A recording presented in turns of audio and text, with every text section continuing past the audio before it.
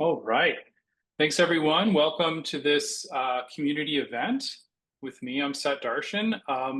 This event is all really about how do we, I call, finish with reserves, right? So we have these busy harvest seasons that we're all dealing with, and it's not even harvest, right? I talk to a lot of people who are just sort of feeling it this time of the year, kind of that transition from summer back to school, summer back to work. You got new opportunities for the rest of the year. So how do you sort of wrap up what you're doing in this part of the year and have a little bit left over to sort of carry you through the remainder of the year? 2025 can still be one of the best years you've ever had. And I know everyone who's listening to this call has some goals set in mind, both for themselves, for the people they love and care for, and their communities and the people they serve. So this call is all about you and how you set just a little bit aside so that you don't use it all up trying to accomplish what's right ahead of you right now. Put a little bit aside is really the message I'd like to talk with you today. And we're going to talk about clarity.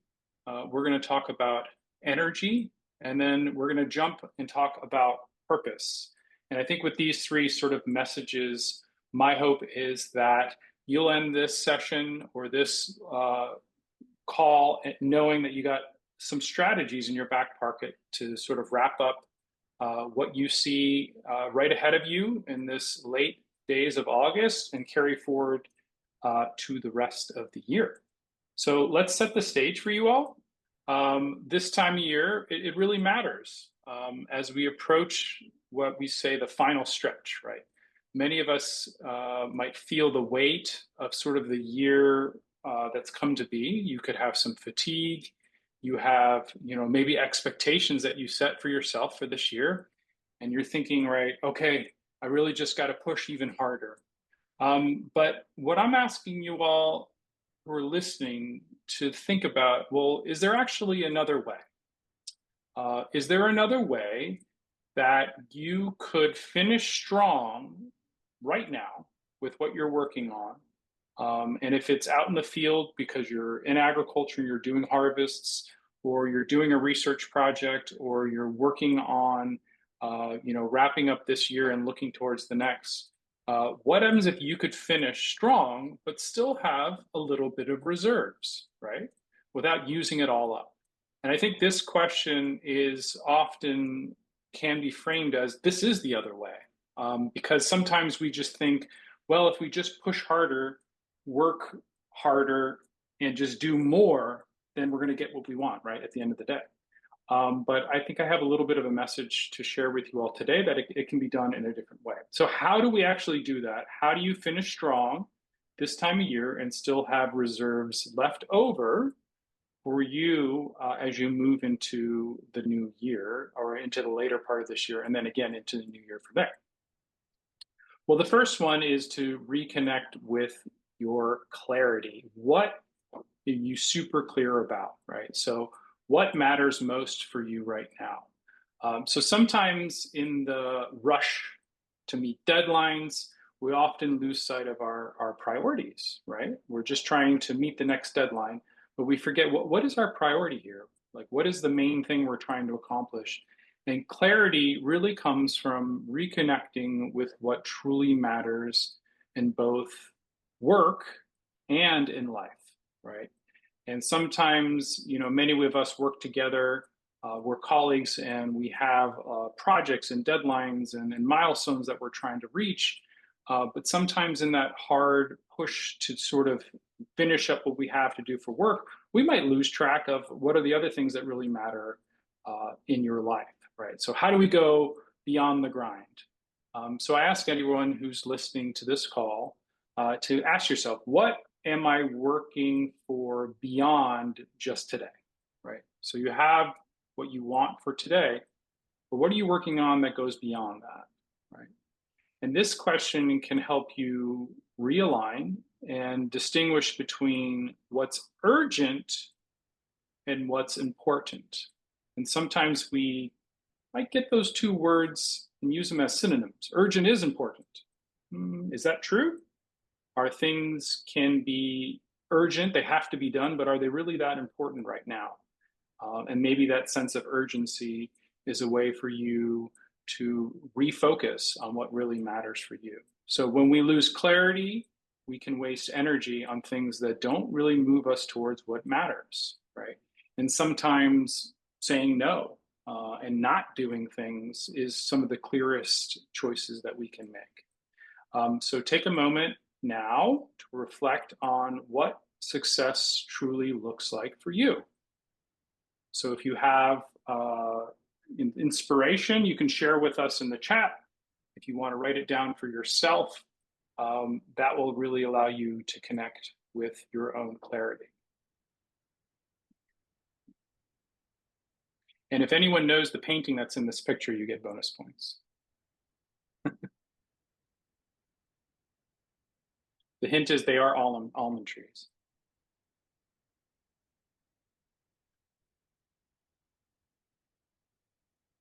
So as you take that moment for yourself to reconnect with clarity, um, and reflect on what success truly looks like for you, then your next question for yourself is, well, how do I protect the energy I need to accomplish that goal and that priority, right? So protecting your energy is number two.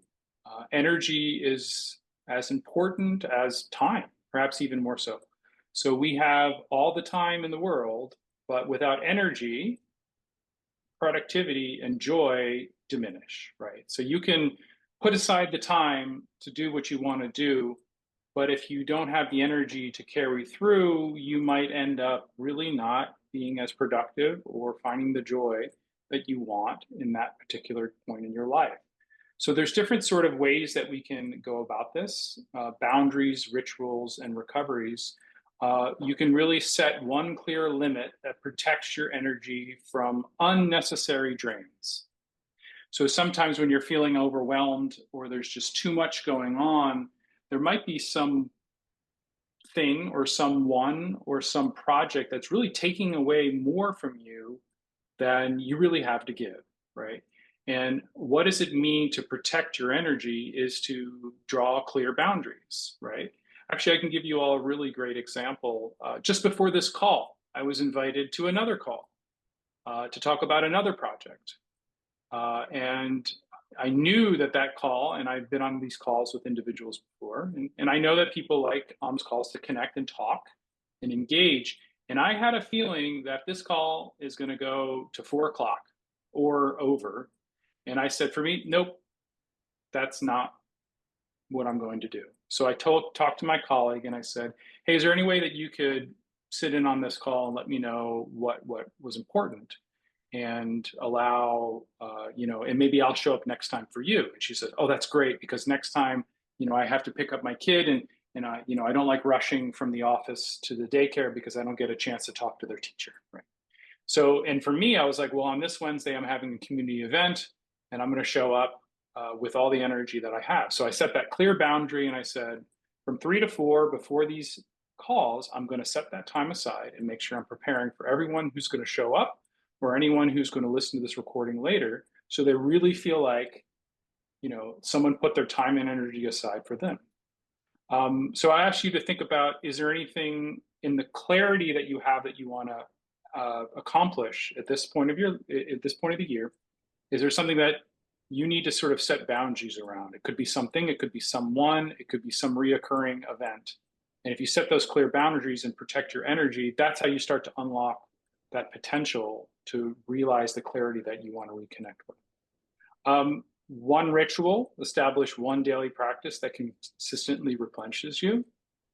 That could be any number of things, from going to bed a little earlier, putting your phone down before, 30 to 60 minutes before you go to bed, putting your phone in the other room so that when you're sleeping and you're not on your phone. You can see there's a pattern here. It could be, I don't have time to go to the gym, but if I at least go for a walk around the block, I know I'll feel a little bit better. I can breathe the fresh air. Just simple things like that can find ways to reignite your energy, especially in times when you're feeling like drained, right? or you've worked really hard out in the field, or you're working really hard in the lab or on a project, and you just need to take one step away. So I ask you to think about what is one thing you could do as a daily practice that you know replenishes you. And I don't need to tell you what that is because I guarantee anyone who's listening to this can think of one thing. And then recovery, plan one specific way to restore yourself after an intense effort, right? So that could be after a large push. It could be after a big project that you've worked on. It could be after a long day out in the field. What is one thing you can do at the end of that day that allows you to restore yourself so that the next day you don't feel like you just need to stay home in bed, right? And that could be, being in water, right? It could be having some time outside. It could be hanging out with certain people who don't do the work that you do, and allowing that time to replenish yourself and restore yourself. So, two questions actually now on energy, because energy is such a big, big topic for so many people. Where are you losing the most energy right now? So, for those of you on this call and those of you that are listening in a little bit later, just think oneself. And if you want, type it down, write on a post it, whatever it might be for you.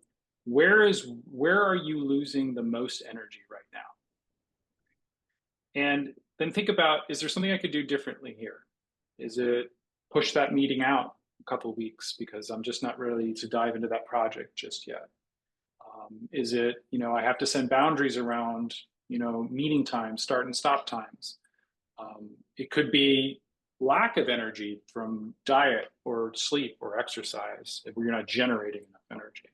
So energy is such an important topic because it allows you to have the basis is what you need of what you want to accomplish. And then another question you can think of, what's one place you could stop the loss this week, right? So if we have this goal of wanting to finish this part of the season with some reserves left over to carry us towards the later part of the year, what's one place you could stop the loss this week? Is there anything you can do to sort of refocus and protect that energy? Because that energy is yours. You're the one creating it every day. You're generating energy. You should be able to protect it as well. So reconnect with your clarity, protect your energy, and keep leading with purpose is the third one, excuse me. And we're jumping a little bit in these community events into leadership because I know so many people who join these calls and listen in on these recordings, they're likely working with a whole bunch of other people.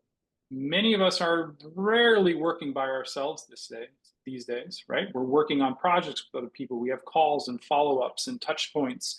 We're maybe even out in the field. This is a picture of me with a crew out in Southeast Asia, right? And they were having questions about how, what happens when you prune a tree and what happens when regrowth happens. And I had to explain that to them through a translator.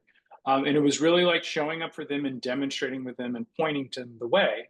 And then they sort of went out and tried their best, right? And I was able to walk through and do that. So keep leading with purpose is important, right?